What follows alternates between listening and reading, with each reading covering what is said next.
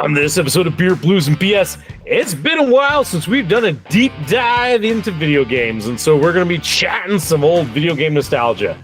The local geek is here to join in, and he's going to tell us about his favorite type of video games. So get ready for a lot of the digital talk and some great brews. I might be drinking something that's a little on the risky side. What is it? You'll just have to wait and see. That's right. It's called a tease. You know what? We're pretty good at those. So make sure you stick around to find out what I'm having. It's a good time, and I will just say, I'm going to end up disappointing Kidder by the end of it. But don't worry, you won't be disappointed because you're in a good place. Welcome to the show. It's Howard Blues and V-Mark Kidder. Pour a cold beverage, pull up a seat, enjoy time with friends. Triple B! Well, the Triple B sucks. Okay? Come on. Whatever, man. This is Beer, Blues, and BS. Online at beerbluesbs.com.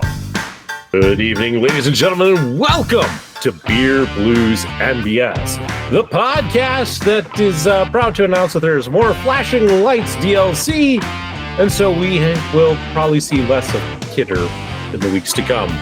I'm your host, the living embodiment of Charlie Brown, Howard Blues, here, as always, with my co-host, the man, the myth, the guy who's probably going to pull you over with all of his light bars. It is the Mark Kidder. Kidder! How's the patrol going tonight?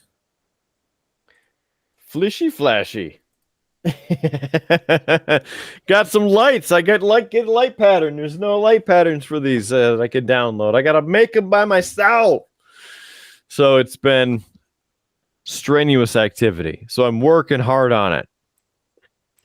But thankfully we have somebody else to join us to help keep the conversation going for the next hour or so. That's the one and only Triple B Brewmaster joining us again from last week. Continuing it all along the week and into this one, the Local Geek. How you doing, Local Geek? Hey, not doing too bad tonight. It's been a Good to hear. bit of a busy week, so. Yeah, I've been pretty busy. It's good to sit down with you guys, have a beer or two, and general chit-chat. Yeah. And speaking You of got beer... promoted, huh? Because speaking of beer, let's just hop into everybody's favorite segment of the show, and that is What's on Tap. Local Geek, you gave us some hints about what you were going to have this week, last week. I was gonna say I've been teasing it. Do you want to take one more stab before I show what it is? No, listen. I'm not going to. You don't want to see or guess what you picked out for me? No. For the audience who doesn't know, although it might show up in a behind the curtain, Local Geek gave me this choice at the in the pre-show while we were waiting for Kidder about, and all he said is I had to make a choice, yes or no, and I said in the spirit of Kidder we'd go with yes. So what is it, Local Geek? What are you having? What did I doom you to? Oh, it is definitely not doom. It is a beer that needs no introduction. It's been had on the show several times. Comes in at 6.5% alcohol by volume. It's none other than Kettle House Cold Smoke. So I was debating whether or not to have one tonight, and so I asked you yes or no. I usually have one the first snow of the year if I've got one on hand, and technically it snowed today. So I see. Is this where I get to break out the old teacher Howard and go, Local Geek? Did you bring enough of that for the whole class? I got more in the fridge. I'll be over in like 20 minutes.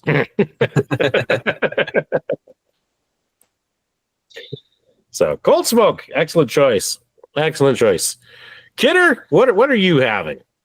What does a hard-working light programmer drink while he's on the job? Yeah, continuing the theme from last week, which I'm surprised I only had one. The Polner Mülchen Polner Oktoberfest, my son. This quality and heritage brewed with uncompromising standards that strictly adhere to the Rheinland Kombat using only 4 ingredients: water, hops, yeast, and malt for nearly 400 years. It's brewed and bottled by the Paulaner Brewery Gruppe Grimbich and Company KKK in Munich, Germany. It's online at paulaner.com. This is from 1634, so hopefully the beer doesn't taste that bad.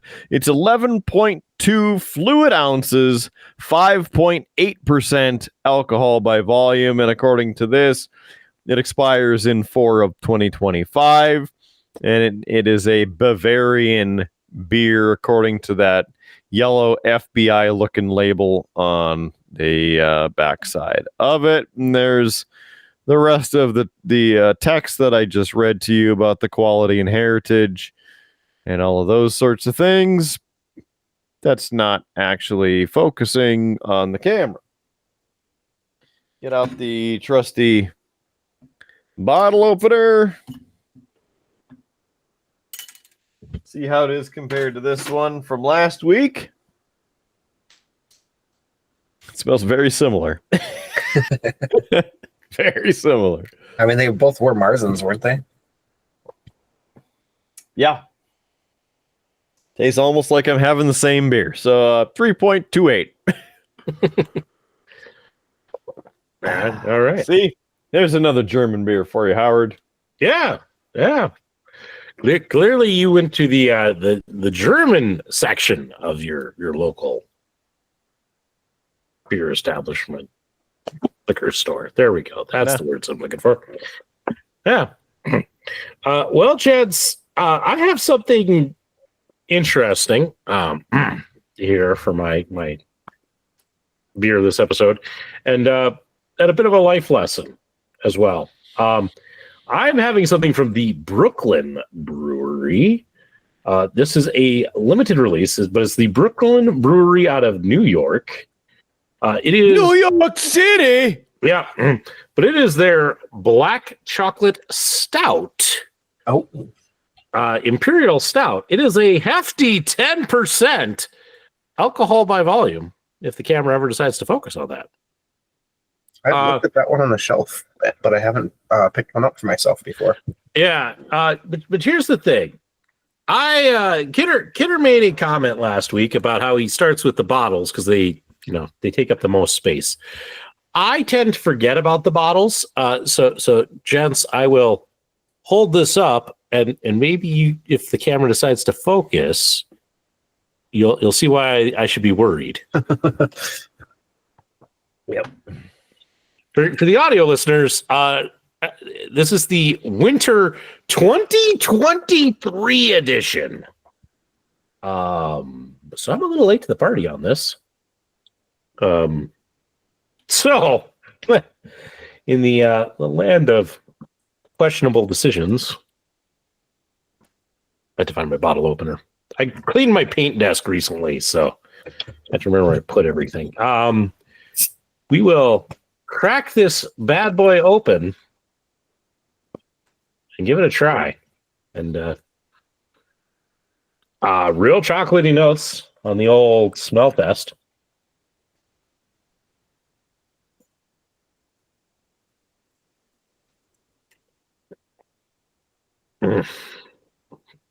That is a very dark beer. Woo. It's got chocolatey notes.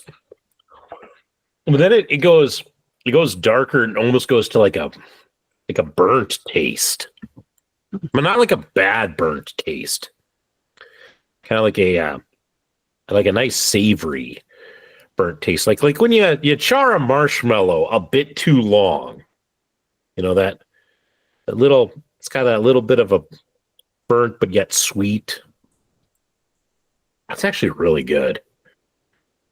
Nice. That is a 4.5 all day long, gents. That is a tasty, tasty beer. And it hasn't gone bad. The now really sucky thing is that it is a limited release, so it's not like I can go to the store and pick up a bunch more of this. So, sorry. Anybody who hears this and goes, gosh, that does sound good. My bad. Howard's late to the party. Listen, I am the most relevant podcast host out there for a reason. And it's because I get to everything late. Anyway.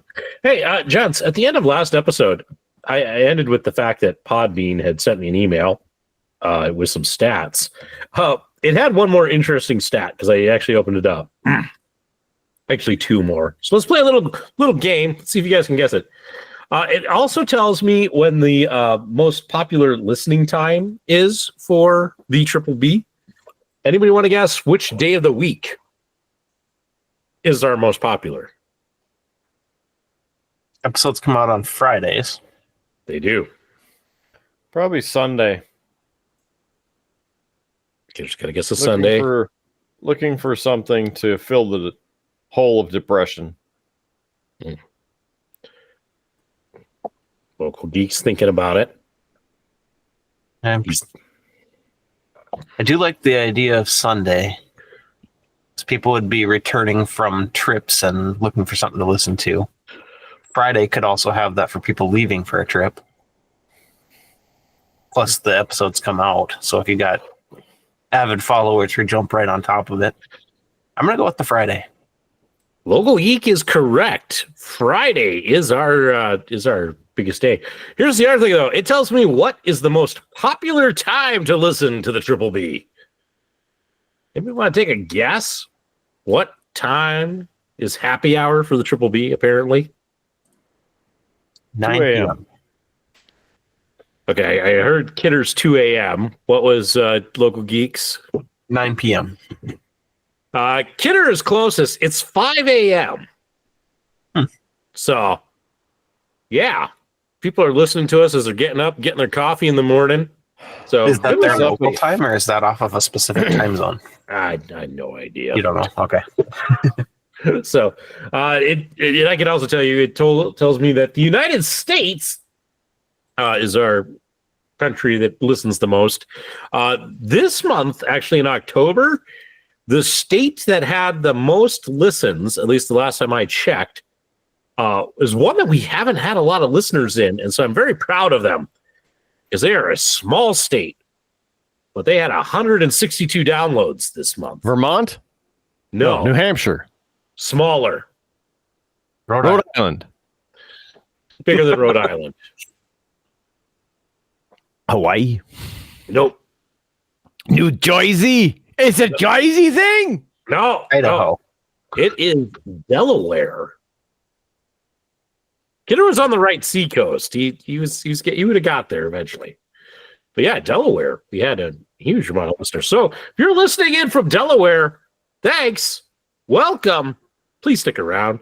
And if you know somebody in Rhode Island, tell them to listen, because Rhode Island is one of the two states we haven't had somebody listen to the show from. We're missing Delaware, or we were missing Rhode Island, and we're missing West Virginia of all places.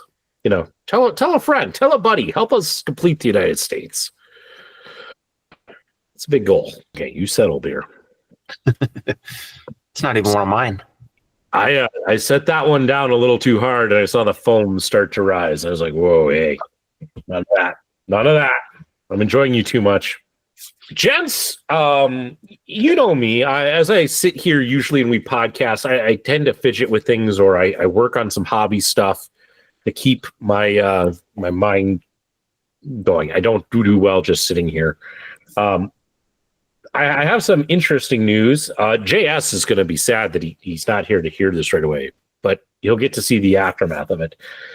Gentlemen, this week, it finally came in the mail, but my pledge on the Reaper Miniatures Bones 6 Kickstarter arrived, which means the next thing I need to do is inventory that sucker.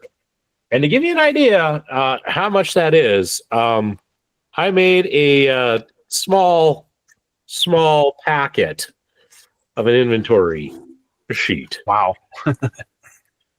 So, why I say JS is going to love this is because that means for the next few episodes of the Triple B, Howard is going to be going through, inventorying, and probably assembling to make sure I have all the parts to all of these, which means the chances of Howard gluing his fingers together on an episode goes up substantially. So look forward to that for anyone who's a fan of Howard and his inability to glue things.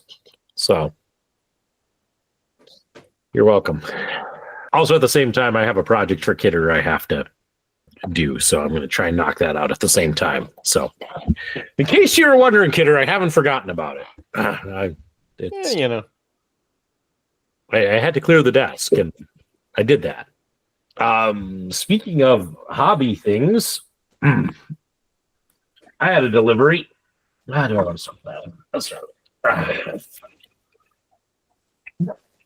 have a big box. That is a big box. It is a big box. Mostly because this box also comes with some bad news. For those, I've talked about on this show the controversy surrounding one Mythic Games, a game company out of France that has done several Kickstarters, but was mostly kind of being a Ponzi scheme where they were basically raising money to pay for the Kickstarter they did the last time. They recently, back in October, had to file for liquidation. So that means that if you were somebody like myself who was waiting on stuff from them, good luck. You're now overlap this. And one of the things that I was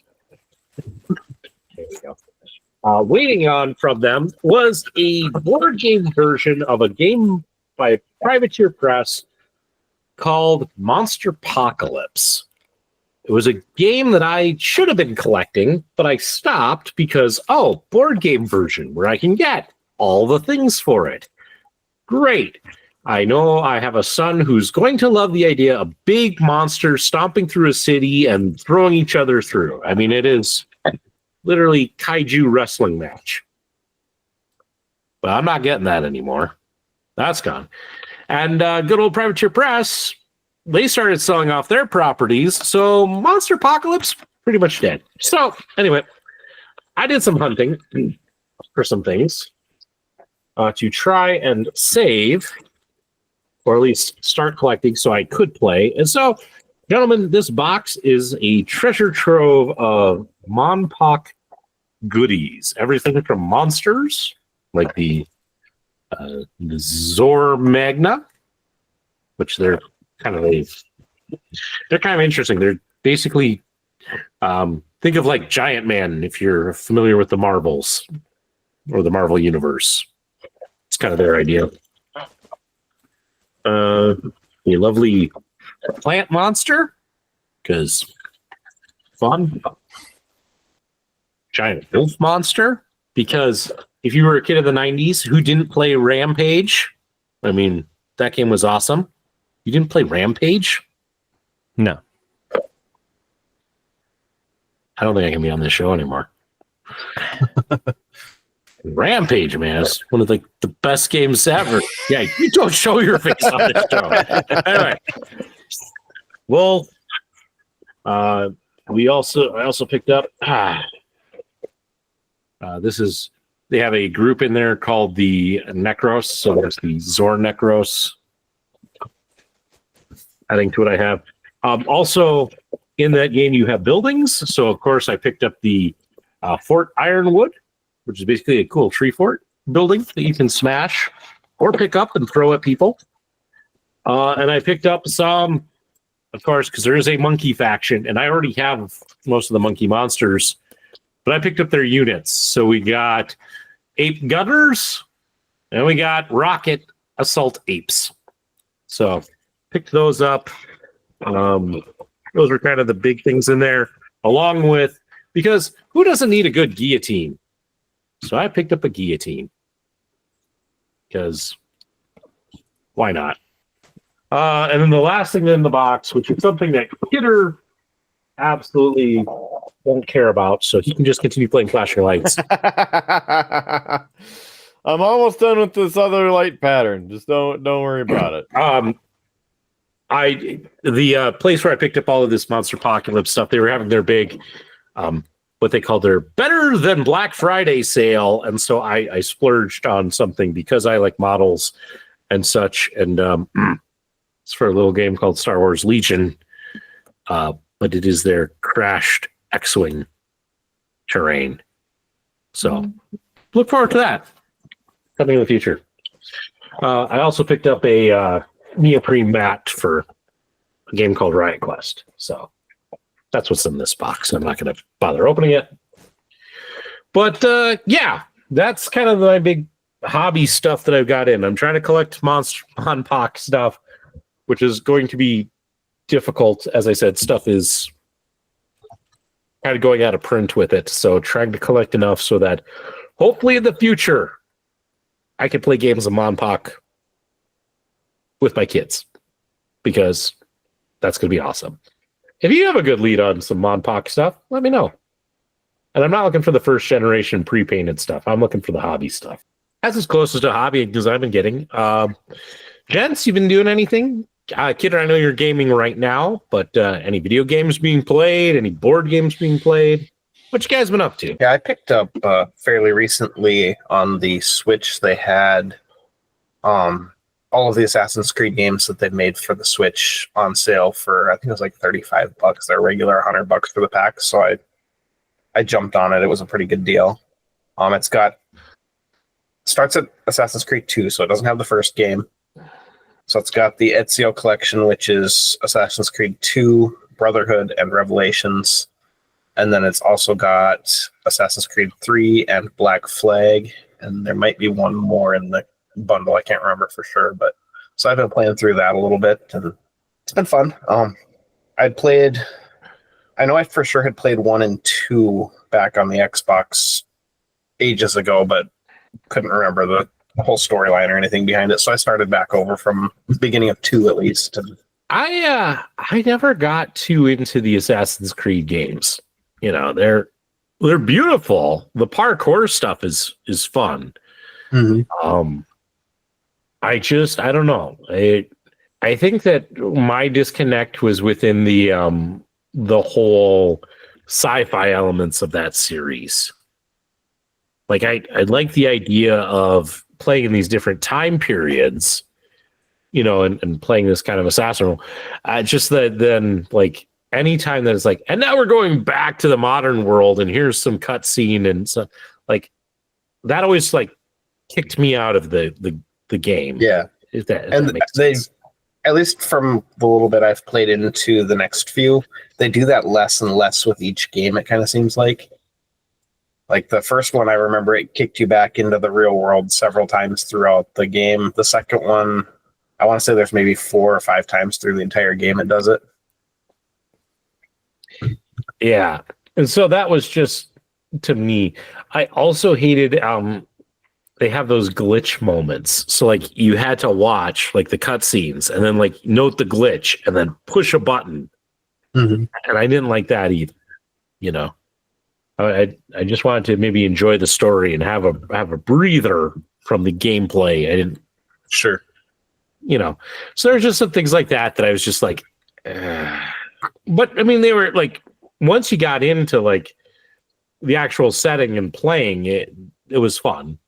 Yeah, I was gonna say, I figured that would be something that you would be into as a history buff. That they do focus around real historical things that happened and the time periods and everything.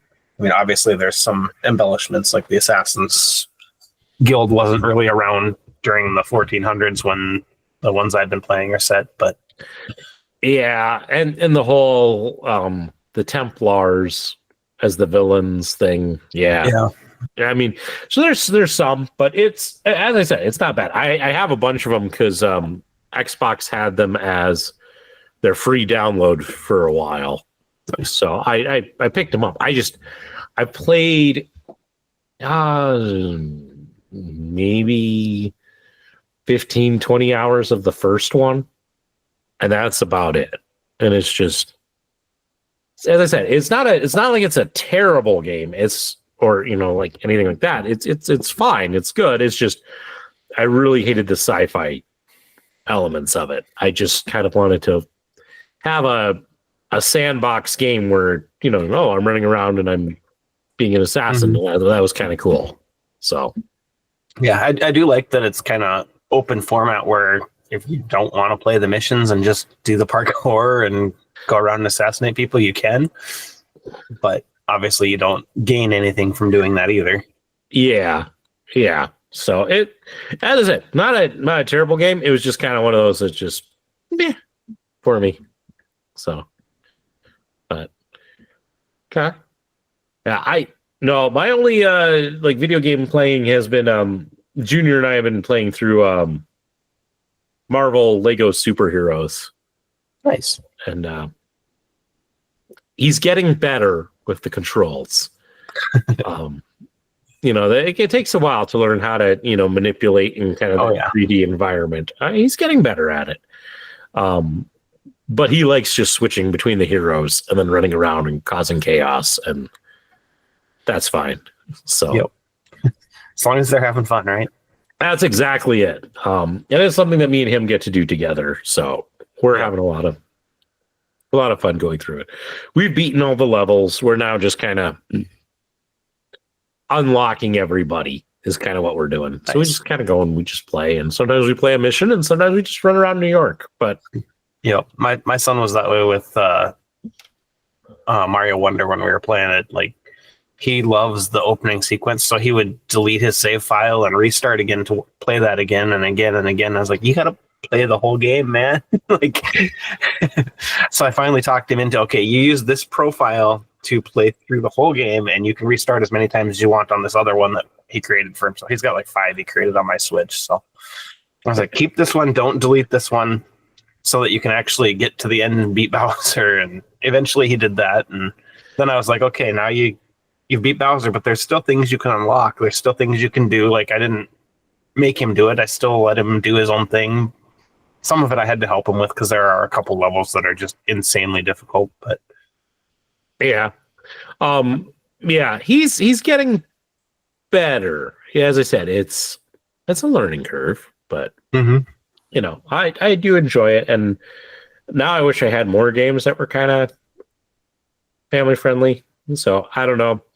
I've thought about, do I just invest in getting like a Switch and picking up, because that has more of a, the Nintendo stuff. My problem with like the Switch, and I think that's why I'm hesitant, is because I don't know what it has for like real like multiplayer with just buying it. Like, if I want to play multiplayer with them, do I need then 2 Switches? And I kind of miss the old Nintendo games where it's like we could sit down and just play on the same system and all of that. You can get by with a lot of Switch games with what it comes with. A lot of them will use the Joy-Cons will detach and each of them become their own separate controller. Sometimes they'll need to be used as like a double-handed controller, but so then you do have to invest in at least a second controller. But they do have, like Mario, for example, me and him play together quite a bit. Picked up a Paw Patrol game for him on there, and Lego Incredibles.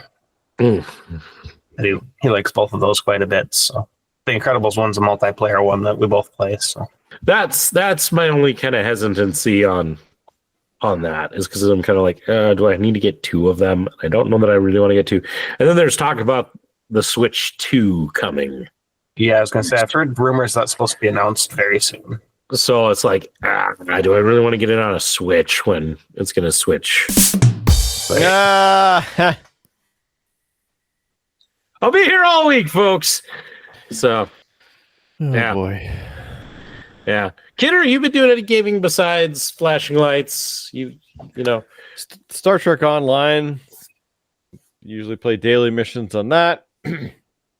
A lot of concern from the community has come up recently because I don't know how many, but I think it's more than 6 of the people on staff have been given their notice, and as of this airing are now done. And with a game that's, let's see, 14 years old.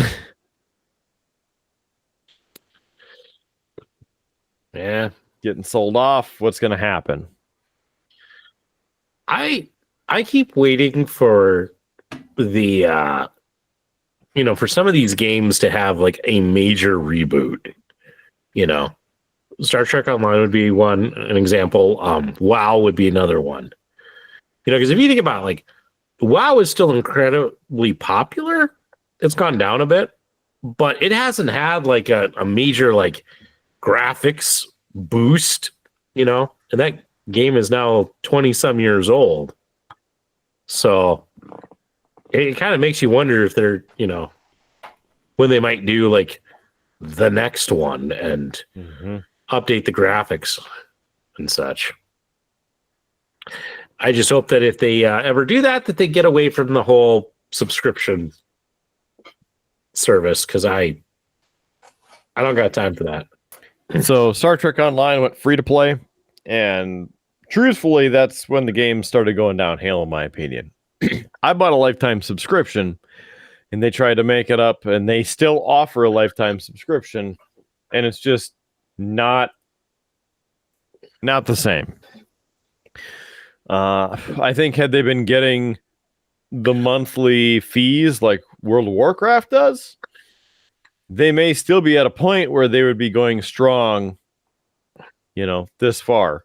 Or maybe they should just sell to Blizzard, because clearly Blizzard knows what they're doing, keeping the game going, but do more graphical updates. They've done a lot of retexturing and updating throughout the years, which is fantastic. When they debuted the brand new Deep Space Nine, it's still my favorite place in the game. It looks just like the show now. It used to look like crap, but they got texture analysts, I suppose, guy who is a huge fan of Star Trek. He made these renderings that are just gorgeous, just like the show. And they're like, well, instead of buying the stuff, why don't we hire you? Good idea. They redesigned Deep Space Nine. The promenade looks fantastic. Everything is as accurate as it can be on the show, because if you didn't know, in the shooting of the show, they had one small ring area, and then they would redress it for different scenes and different things in each season. So across 7 seasons, things are different in each season, which makes getting a 365-degree ring to be compatible and look show accurate. But it's fantastic. It's gorgeous. My favorite place in the game. I try and go there as much as I can. But increasing the resolutions of the ship models, fixing the textures on people, adding more features, more uniforms, more ships. But now their big thing is the lock boxes where you have to pay for keys with real money. And it's a lottery system, and you don't actually get stuff out of it, right away. Very frustrating. Yeah. I really wonder if there's not a hybrid model that would work. Because the thing about WoW is, like, they have done like expansions, and everybody's got to go out and buy the expansion. So I wonder if there's not a way that you could do that, and then you can of course put out the stuff out there for like, hey, you want this alternative skin? Pay $5.95. Like, I wonder if there's not a way to like make the money you need to keep it like a strong and viable game, but without having to be like $15 a month. Because that was the thing that killed me, was it's like I hated paying $15 a month, and it's like I maybe played for an hour that month just because life gets busy. Like, that's what took me out of it. If I could have kept my account and such, I've had times where I've like, man, I miss it. I enjoyed that world. I enjoyed kind of the system of it. I would go back and play. But again, $15 a month for maybe a couple of hours. And I get it. I truthfully get it. There's, you go to the movies and you could pay, $15 for a 2-hour movie. you know, but I have a problem when it's like, I know I have months where I would never play. I just have a hard time paying for something I'm not using. Yeah. But That's why I didn't renew my Xbox Live. $80 now. I haven't played a game on my Xbox in 4 months. yeah, I've kept my Xbox Live only because we use the Xbox for entertainment. So Well, you don't need your subscription to play that stuff. It's just playing online games. I think that's different than it used to be, or maybe I just misunderstood. But Yeah, I think you did used to need live to do like Netflix and stuff like that too. yeah, because that was my whole thing. Was there were times where, well, Kidder knows there were droughts where like he would never see me gaming on an online side, and but I kept it up because I gotta watch my Netflix, or that's got away. I might I cancel that myself. Kid number 3's coming. Might have to tighten the old belt in the finances, especially since I gotta buy a new car. Local Geek, I don't know if we've asked you this on the show, and if we have, I'm sorry. It's been 180 some episodes. I could clearly easily forget things. But did you ever get into like WoW or any of those massive multiplayer online role-playing games? I didn't. I was way back in the day. I was a big Starcraft player and Warcraft 2. And then when Warcraft 3 came out and they changed it to the more open world concept of it right before WoW, I wasn't a fan of that concept. I liked this is the size of your planet. You're contained to this area when I played those type of games. So I never really got into WoW when it came out. I tried it a little bit, but I never got big into it. Yeah. I think the thing that got me into WoW as a guy who's clearly likes fantasy, as a genre. I got into fantasy stuff through Greek mythology. One of my favorite monsters of all time is the Minotaur. So the fact that you could play like the Tauren was like, sign me up. That was my draw to it.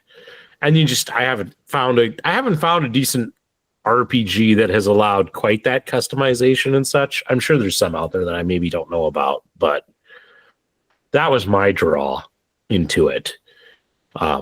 Was playing the world and being able to play with people like Kidder. I might have to run halfway across the world and die 5 times to get to him, and then not do anything because they're just turning in quests. But yeah, for me, go ahead, finish. No, I was just gonna say, but at least it was a chance to like hang out with friends and chat at the same time. Yep. Yeah, and for me, like Starcraft was the main one I played, but I did play quite a bit of Warcraft 2 also. But I liked the concept where you build your little civilization up, and you've got your little army that you make, and you go fight. And in high school, I had a couple of friends who were huge into playing it as well. So we would get on in the middle of the night, and we would log on and play together. And this was before like chat apps and things like that, where voice chat at least was a thing. So we'd get on a phone call with one another before our parents went to bed and sit on the phone all night long playing StarCraft. So you were more of a real-time strategy guy, is what I'm hearing. So what was your? I'm going to guess it's StarCraft, but it could be wrong. What was your real-time strategy game of choice? StarCraft was by far the main one. Okay, I was more of a Command and Conquer guy. I liked Command and Conquer Red Alert 2. That was my jam. So, in more recent years, it was Warhammer 40K Dawn of War was fantastic. But I also mostly played like the story missions. Or like free play against the AI. I didn't really like playing against other people, but that was my general take. I'm Howard. I don't really like people, so I didn't really want to play. Yeah, we would do that too. We would, a lot of times it would just be the two of us, and then we would just make it more and more difficult for ourselves. Like as we progressed along, like we'd start with, we'd have one CPU enemy, and then we'd have two, and maybe one would be easy, one would be medium, and just kind of tweak that throughout. And eventually it'd be, the two of us against 5 or 6 different level enemies, and just trying to survive that. And that to me was always a challenge. And truthfully, with so many of those AI games, when you get to that, like they turn on you. Like it is hard being the player. Like I played a little bit of like Sid Meier's Civilization, and if you're the solo human player, they beat the crap out of you so hard.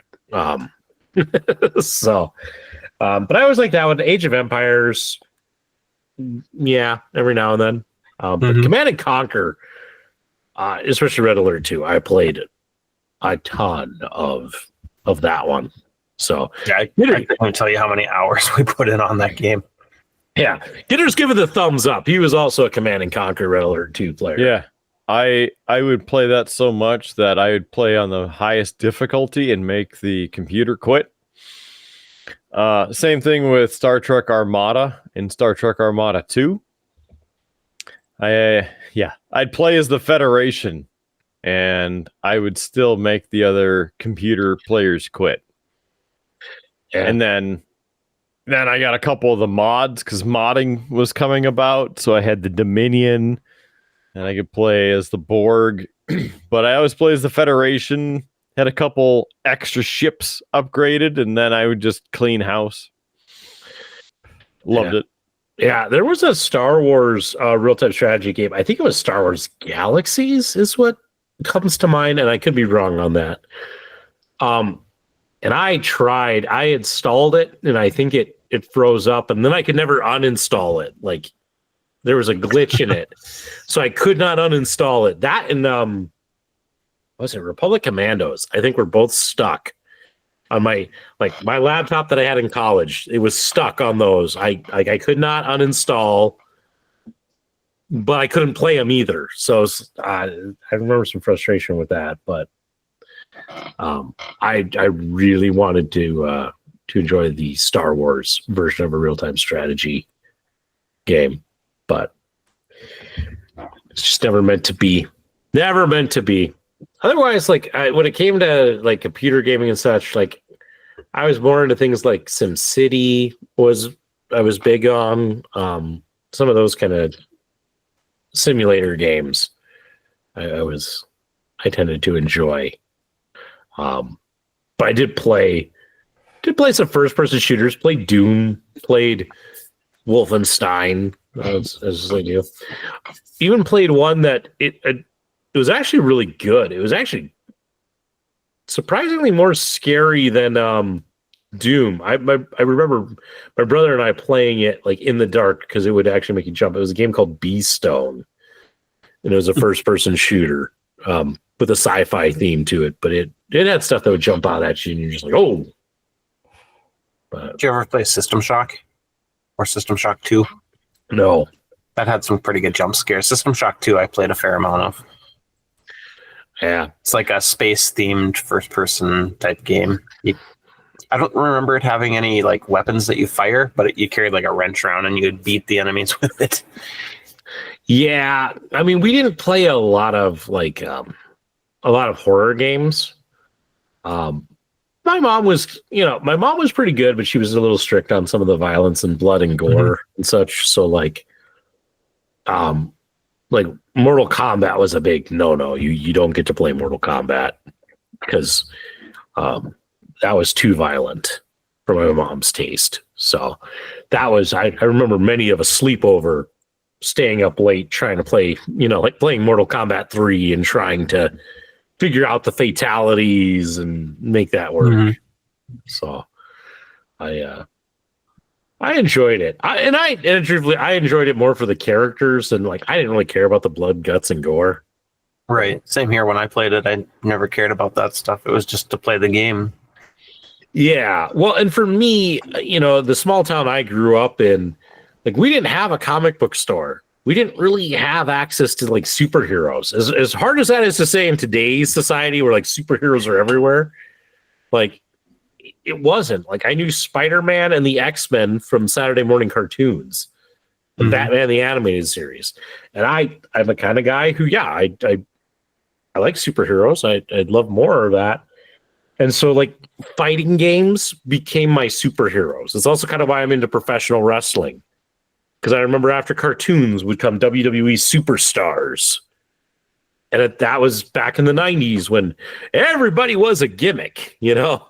The Undertaker wasn't just the incredible wrestler that he was. He was an actual Undertaker, you know, and you had Dr. Isaac Yankem, the fighting dentist. You had, you know, a baseball player. And so that was my superheroes, and that was my fighting games. And that's where I still have a love of like Street Fighter and Mortal Kombat. Not because I was like, oh, amazing gameplay, but it was like those were my superheroes that I could read about in gaming magazines and such. So, which that reminds me of something I can talk about. If somebody else wants to throw in about video games for half a second or two. Battlefield. I enjoy Battlefield Medal of Honor for the realism feel versus the Call of Duty feel. But the multiplayer just not that good. Howard would get completely owned. Except for, was that Battlefield 1 or was that 2042 when you had the vehicle whole that was a World War II one, I think. So it must have been Battlefield 5. Yeah. I mean Battlefield I liked. My problem with Battlefield is that those maps are so large. And at one point that's great. But what sucks is when your spawn would take you to the far end of the map away from all of the fighting. And you would run. Like you could run for 20 minutes. And you'd finally get to where the action is, and then somebody just snipes you in the head. And then it's like, oh, start over. That's where I struggled with that one. Yeah, if we could get rid of sniping in the games, perfect. That is part of it, you know. I like the game. Like the gameplay is fine. It's that, and I enjoy the big maps. Don't get me, you know, like I also enjoy that. I'm gonna here it comes that controversial statement that Howard has made before.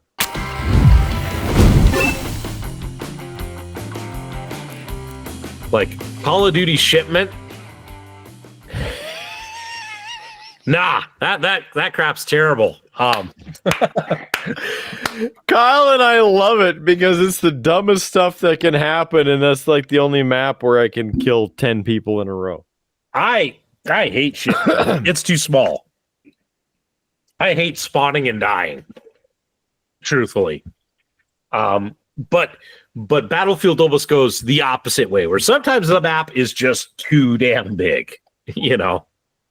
So that's that. We mentioned Mortal Kombat. There's a game I own. It's called Super Fantasy Brawl. It was put out by Mythic Games. I've talked about them and how they've gone kaput. One of the things, though, that they did before they went kaput was they sold off their IP for a game called Super Fantasy Brawl to CMON. Cool Mini or not. And they just put up on GameFound, which is kind of like Kickstarter for maybe those who haven't heard about it. Their version of it. It's called Super Fantasy Brawl Reborn. And I looked at it because I have all of Super Fantasy Brawl. It's like, how will this play? Can I add in? Should I collect more of it? Which, if you have the first version, they give an upgrade pack. The thing that I maybe would have passed on this, except for, I'll just scroll down here, they announced a couple of things. It is they're bringing in the Teenage Mutant Ninja Turtles, and Junior loves the Turtles, so okay, maybe I'll pick this up because turtles. But then they announced that they were also going to bring in Mortal Kombat 1 characters.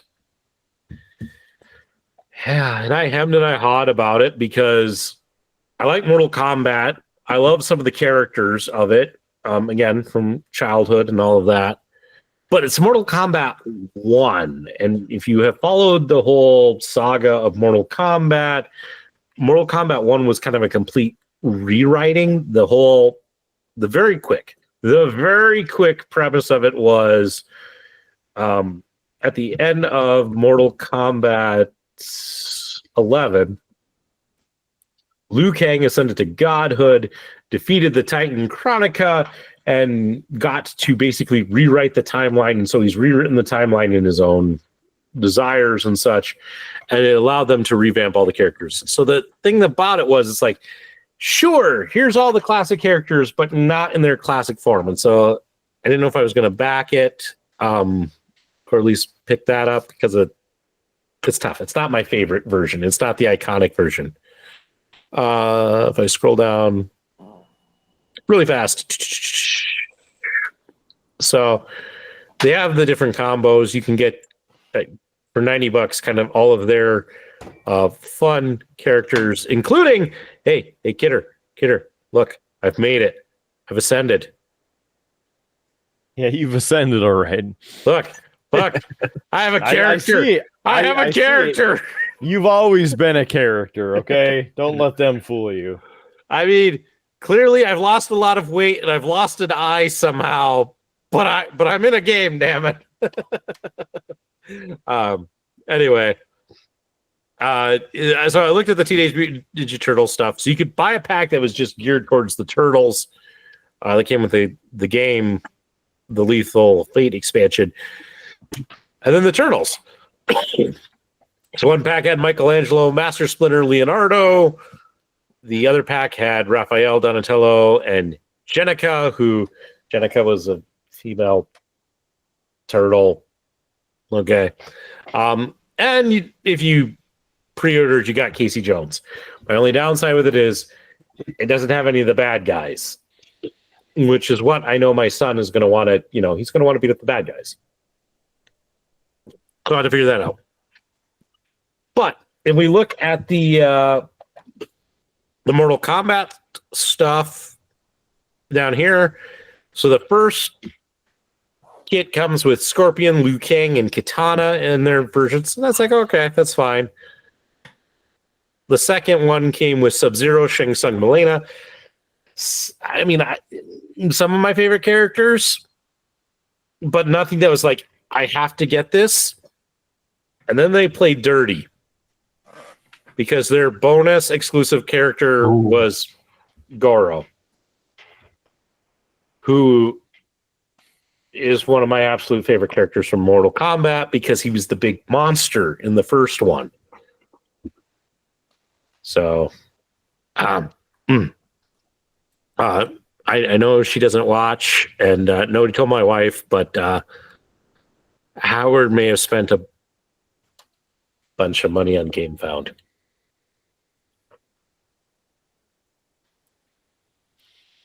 Yeah, I'm not happy with what I did.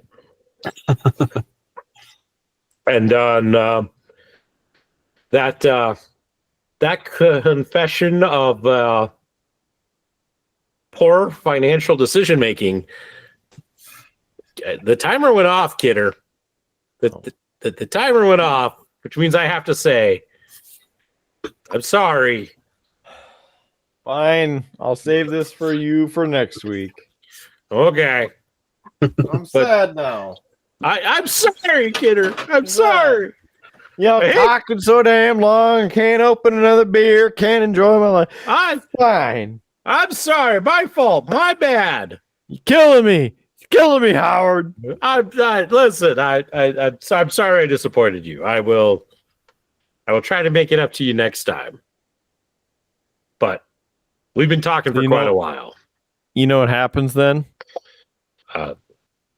What? I'm just going to share some flashing lights while I do cheap plugs. Damn it.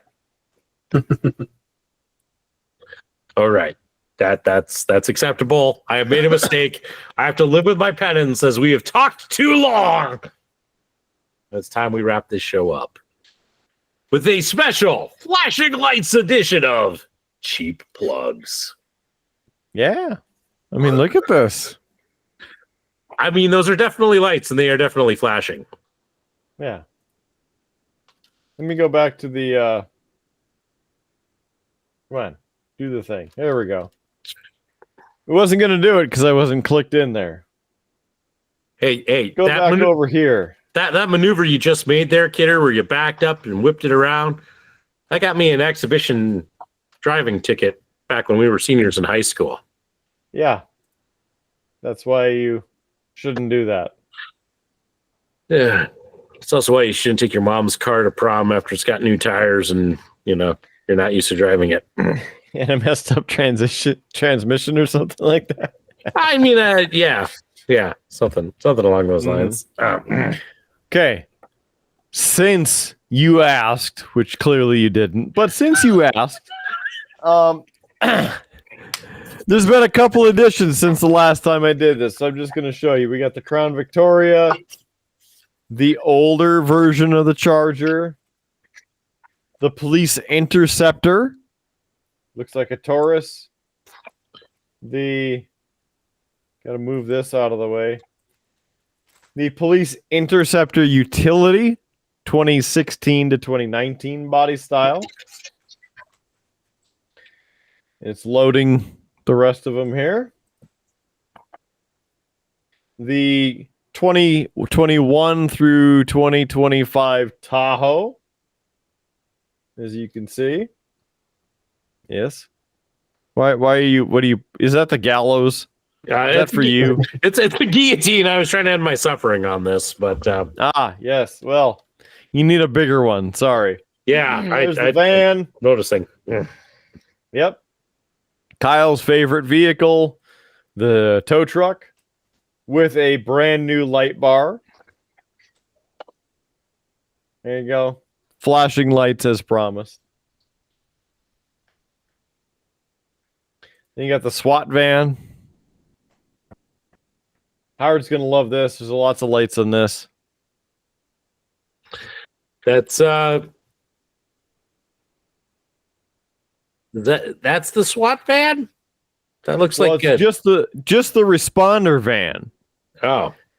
Because if you want the Bearcat, we got that too. I mean, if it comes with donuts, I'm all in. That's racist. Well, no, I'm just saying. Sorry, I was thinking racist. I was thinking of Bear Scat, not Bearcat. I'm sorry. Oh, right. Excuse. Right. Yeah. And then, of course, we have the pickup. You may recall from before. The newer version of the Charger. Very important. And look at that. Can you tell what decals are on that? I know you got a smaller screen. I believe that it would be a North Dakota State Highway Trooper. Yeah. Rig. North Dakota Highway Patrol. Although I can't say that I've ever seen it with that many lights on it. But then again, I've never been pulled over by the North Dakota Highway Patrol. I can make this happen. I know people. You don't. hey, listen. I got to have one of my best moments this week. That is, Kidder. Whenever I travel for work, I'm in a state fleet vehicle, and we're always told you don't speed in a state fleet vehicle. So I always drive the speed limit. Like, I set my cruise, I make sure I'm not going to get caught. And I get passed by other people driving state fleet vehicles all the damn time. And I was on my way up to Fort Totten with my site supervisor from the Stutzman County Courthouse. We get blown past by a state fleet vehicle. 10 minutes later, that sucker's got his ass pulled over on the side of the road with a cop lifting him up. I cheered because, damn it, you deserve it. Me having to drive slow all that time? Yeah. Anyway, carry on. Yeah. It's true. Just going through some other iterations here. Designs, For this one, I like the Las Vegas Metro, but for the truck, I do have the state version for North Dakota Highway Patrol. What did you just rip? Pusher, buddy. Oh, okay. I'm now starting to paint this gallows. I don't know why, but You're not even that drunk. I'm feeling that 10%, man. Okay. I mean, that's good. Yes. So there you go. The North Dakota Highway Patrol iteration for the state troopers and all of that. And just to save all of this, there we go. Get a little more bandwidth back. So, anyway, cheap plugs, beerbluesbs.com, beerbluesbs.com. Howard is feeling it, looking at things pretty weird. Beerbluesbs.com. To help us out. We need more money, so please buy our stuff. We're also doing a sale as much as spring will allow us in the store at beerbluesbs.com. When you click on merch, you get to the spring store right now. Soon we will update it, and that store will be gone. But right now you could save 10%. I know it doesn't seem like a lot, but that's the most that they'll let us do. So please help us. And Howard, we have 2 different codes for the people because it's always the people's choice. And what are those codes and what do they get? Why, they have a very good choice, Kidder. They could go with 10% off. To get that, they just have to enter triple B ship. No, not triple B ship. Triple B 10. I forgot which one I started with. And by triple B 10, I mean BBB 10. You put that in, 10% off your whole order. Or you can get free shipping. And that's where you want to use that triple B ship code, which is BBB ship. So put in those codes, get some deals, and hey, if you spend $200 or more on merch, JS Gunslinger has promised a jar of homemade pickles or salsa. So make sure, spend money.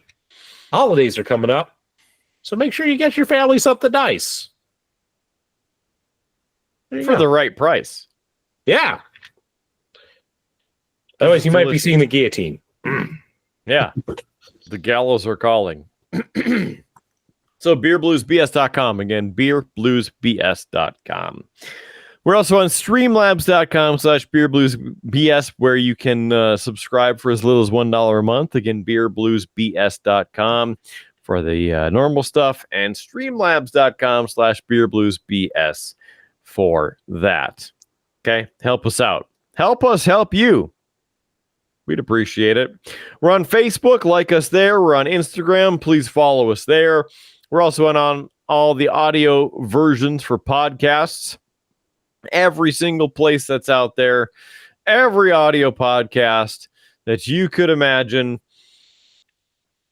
We're out there. Pandora, Stitcher, TuneIn, IMDb, Player FM, iHeartRadio, Spotify. We're also on Google Podcasts, Apple Podcasts, YouTube Podcasts for the audio version. So if you are able to do that, help us by searching for Beer, Blues, and BS and subscribe for free. We're also on the video version there on YouTube. We'd love for you to join us on YouTube. Again, search for Beer, Blues, and BS or go to youtube.com/user/beerbluesbs and thumbs up. We need some more thumbs up for our videos and everything. Help us out. Please and thank you. That, I think, is pretty much everything. Buy the merch, follow us, all the good things. Howard, final thoughts. Yes, as a good final thought, it has been a week. Lots of stuff happening, lots of stuff going on, and I just want to, say to everybody out there, hey, try to enjoy time with your family. taking my kids around recently with trick or treating. There's some comments about how much they've grown, and my kids are growing up way too fast. So enjoy your time with your kids. Enjoy your time with your family and friends. Make sure you get out there, see people. We're coming up on the holiday season. Let those friends of yours know that you still love and care for them.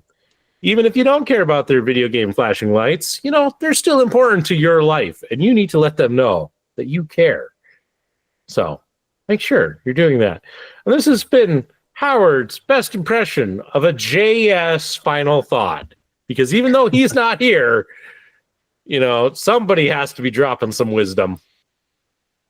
You're welcome. There you go. I don't know what to say other than local geek. Say something. I've been drinking. So last week I kind of ended the show on the sad news that Fargo Brewing Company was closing. Unfortunately, there's some bad news around Bismarck Mandan about some places that are closing too. The restaurant Sazon has announced that they are closing. And Taqueria El Guero over in Mandan also has announced that they're closing, and they had some of the best Mexican food in town. So really sad to see both of those businesses go. They both had really good food. Little bit of silver lining with Sazon is it sounds like they're in talks with a Brazilian steakhouse, which I am excited that we'll be getting another one of those in town. Yeah.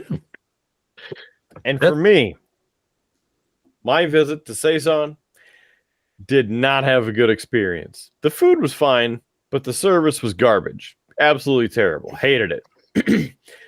I'm very excited for a Brazilian steakhouse because I did not get to go to Brazilian Harvest when it was in business.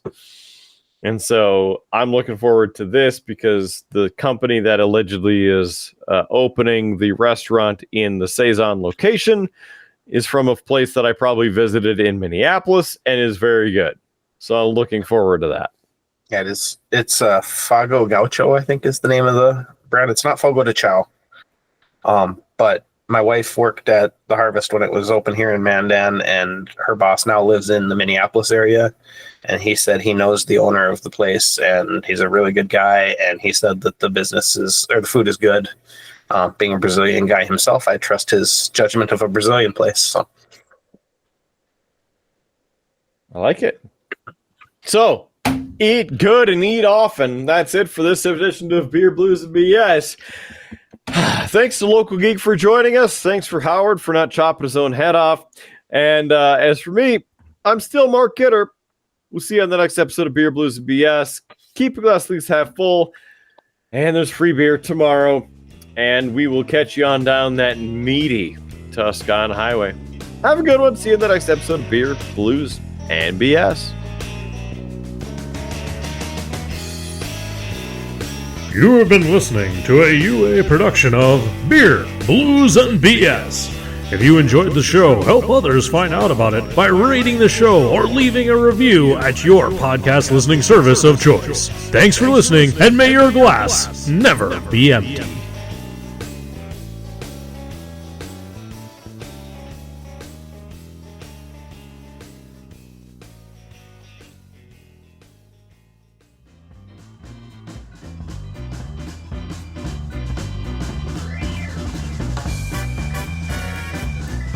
UA Productions presents A Glimpse Behind the Curtain.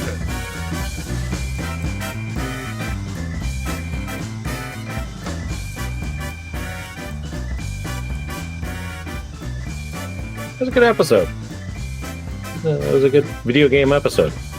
Really meaty. Yeah. Lots of meat. it's been a while since we went video game heavy. Yeah. That's you gotta do that every now and then. Hit the old video games, chat about it. Especially talking retro games. I'm surprised we haven't really dove into that topic. Yeah. In the past. Yeah, I didn't bring it up, but we actually broke our Wii out the other day. Colt wanted to play bowling, so we're like, yeah, why not? Yeah, we've done some Wii games with Junior. So I think he'll do a little bit better with them now. He kind of struggled with a little bit of the motion capture and all of that. Yeah, he struggles a little bit with it too, but he's able to throw it down the lane and throw a strike once in a while. So that's good. That's good. I kind of want to paint it like when I get this thing actually paint like some sort of joke on here, so I have a little gallows humor. There you go.